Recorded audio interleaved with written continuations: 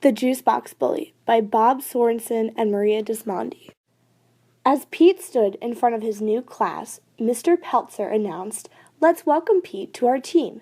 Pete, you will be sitting behind Ralph." Settling into his seat, Pete pulled his hat down over his head so that only his eyes could be seen.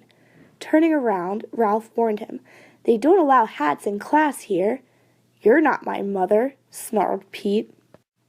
After giving an assignment, Mr. Peltzer walked around the class and quietly asked Pete to remove his hat.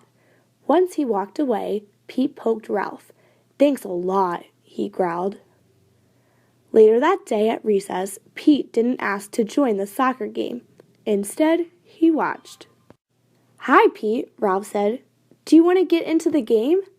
"Not with those nerds," Pete replied. "I don't like those kids." "What do you want to do?" asked Ralph. Pete smiled spitefully. "Let's steal the ball. We're bigger than them. We can have our own game." "I don't think so," answered Ralph. "That's not how we do things around here." "Then I'll do it myself," taunted Pete, "if you're so afraid."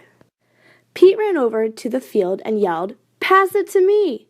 When David passed the soccer ball, Pete grabbed it and ran off the field. "What's going on?" shouted David.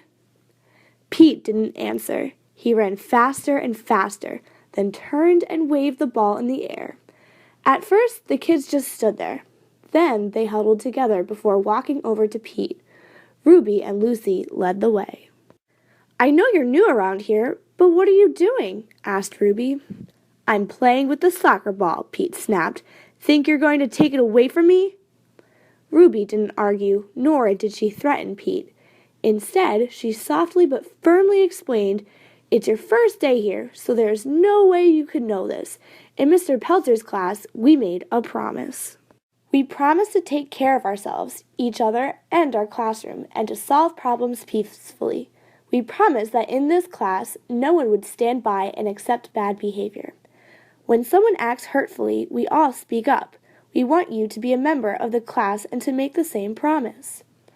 "Dumb rules, dumb promises." Throwing the ball on the ground, Pete walked away.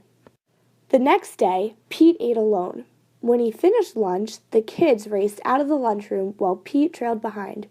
Ruby ran up to Pete and asked, "Do you want to play soccer today?" "I don't play with nerds." "Okie dokie," Ruby replied. "Hey, Ruby," Pete called after him. Ruby stopped and turned. "Nice shirt," Pete complimented. Then he squirted his juice box right at her. "You are so mean," she shrieked at him. "I'll tell everyone how mean you are. You won't have any friends here." By now, Ralph, David, and some others had come up to them. "Ruby, I won't let you do that," Ralph said clearly. "Remember our promise?" "I don't want to remember the promise. Look what he did.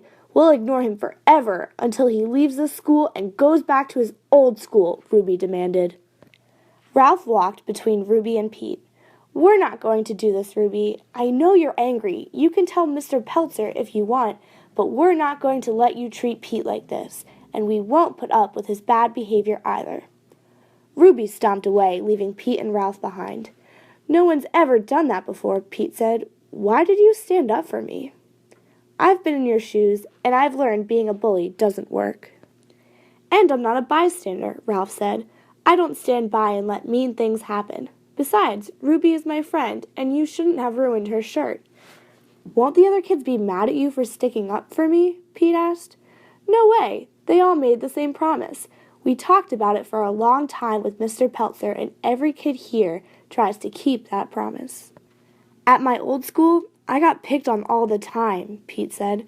"Everybody just let it happen, so I started to tease kids before they could be mean to me." Ralph replied, "We decided that when someone tries to be a bully, no one will stand by and let it happen. We speak up, or we ask for help from an adult. But we won't be bystanders to bad behavior." The bell rang, and it was time to go back to class. "They hate me. They'll never let me play with them," Pete said. Before Ralph could answer, David, Lucy, and Ruby came toward them. "I'm sorry about what I said," Ruby apologized. "I can't believe I forgot the reason why we made the promise. If we can remember to stand up for each other, school's a lot more fun." "Wow, the kids here are way different than at my other school," Pete said. "Maybe I'll give this promise thing a try." "Great, let's go talk to Mr. Peltzer," said Ruby. "Hey, Ruby, sorry about your shirt," Pete added. Ruby smiled. "No worries, I kind of like the new look." Everyone laughed as Pete and Ruby led the way into class.